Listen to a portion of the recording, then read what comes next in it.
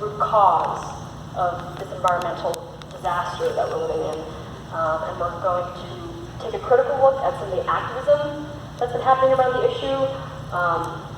And we're going to talk about what real effective political action will look like.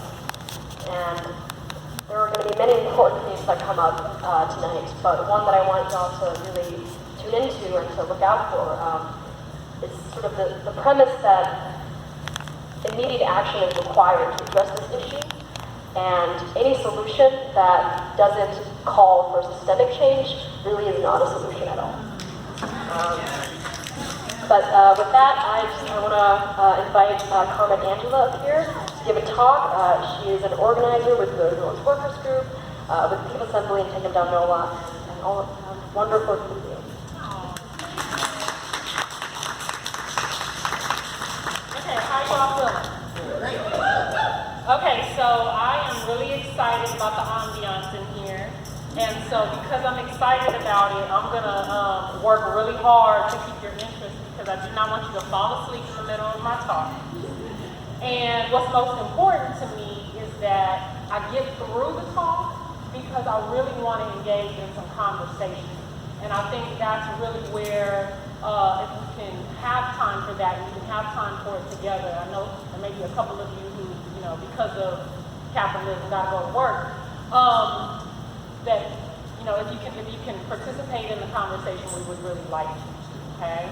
And so, I was going to say that when Jennifer did that introduction, that last line that you just shared, for real, I could pretty much just close this folder, sit down, and we start the conversation now, because that is really at the core.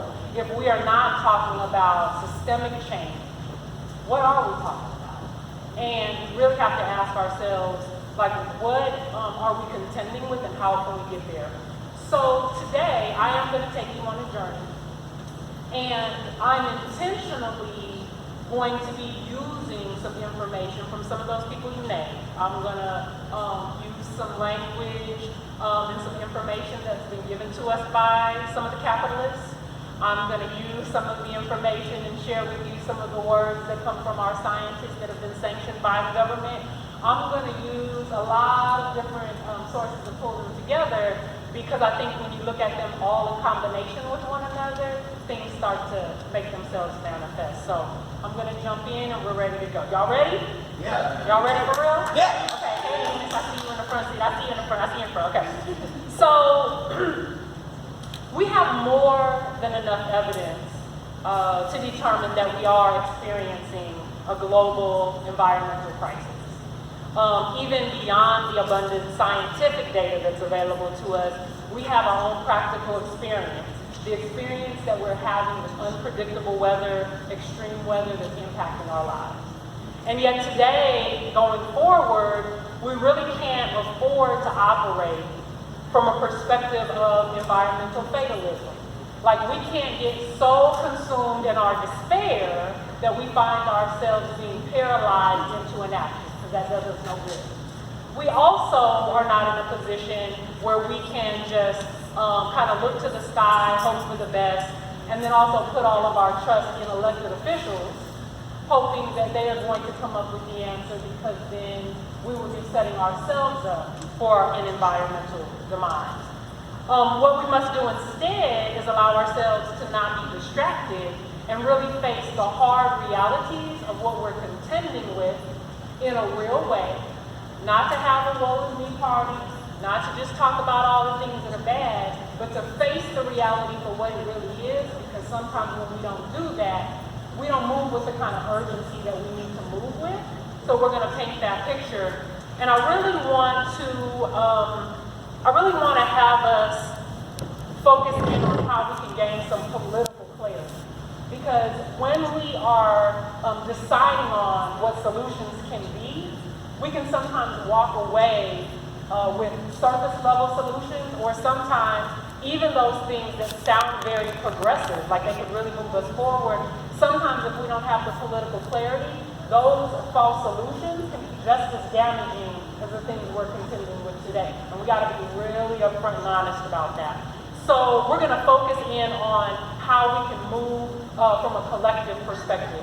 we're also going to focus on the full understanding that our collective peace, our collective health, and our collective well-being is under constant threat of exploitation and oppression from every side. Whether it be lack of living wages, lack of housing equity, lack of equitable schools, lack of affordable health care, lack of affordable child care, lack of regression on social services, lack of healthy worker conditions, or an increase of taxation on the working class, an increase of mass incarceration, an increase of fascism that we're seeing by the right wing, authoritarian, ultra-white nationalists. And these are people who do not mind using the threat of violence to try to keep people in their place. Whether we're talking about the police or we're talking about ICE, same thing. And other forms of local, national, and global legislative moves, economic sanctions, things that we're seeing that are all driven by profits and not driven by people. So I want to just really emphasize that as I talk about the global climate crisis, I'm talking about two aspects of things. I am talking about the global climate crisis, and I'm talking about the things that don't always appear to be a crisis, but we're contending with in our daily lives. I'm talking about the way our water, our air, and the soil that we contend with on a daily basis is becoming more and more toxic every day. And I also just want to emphasize that as I go through this talk, I'm hoping that you get a 2-for-1. Because although I'm speaking about the environment, if we make the necessary connections today, we're going to find that the root causes of this environmental issues that we contend with are aligned to so many other things that we're contending with daily. I also want to emphasize that I know because of who we are and the bodies that we're in and the identities that we carry, there are a lot of different aspects of this fight that we focus in on, sometimes more than others, and we understand why. But I want to emphasize that if we really, again, make some connections tonight, we're going to find ways to ground ourselves politically and then be able to align ourselves politically in an informed way so that we can then unify in a focused way. So, even though we all have different roles to play, we need to be moving in the same direction. We don't all have to be doing the same kind of work, but we do have to know what the common enemy is so that we can turn and align our forces in that direction. I'm going to also share that as I'm going through this talk, I'm not only thinking about the past, I'm not only thinking about the present, I'm not only thinking about the future, but I'm thinking about all three of those. I'm thinking about the way in which we need to address damage that has already been done. And I just turn a blind eye to that and just assume that if we have a solution for today, we can move forward and stomp ahead, because we are going to have to address, fix, repair, heal, remedy, and reparate wrongs from the past. And we need to be able to do that with a resounding yes. So when we have people now and they ask them about things like reparations, if you got a him and haw about reparations, then clearly you're not in alignment with the people, because we would want to address harms from the past. We're also going to have to look at how we can stop the damage from being done.